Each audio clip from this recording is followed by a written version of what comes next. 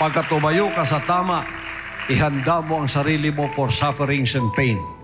Ihanda mo ang sarili mong mawalan ka ng lahat ng bagay, tulad ng mga nauna sa atin na pinersecute sa panahon ng Roma. Pinag-aagaw ang kanilang mga bahay. Nilagay sila sa kalagitnaan ng Colosseum. Pinakain sa mga hayop na mababangis, mga leon, mga tigre. But they were there praising God in the midst of that. They did not value their lives in this temporal world. They were willing to leave everything behind so long as they will remain faithful in serving the Father Almighty and follow His will. Ganon ang pagtayo natin. That's why they suffer.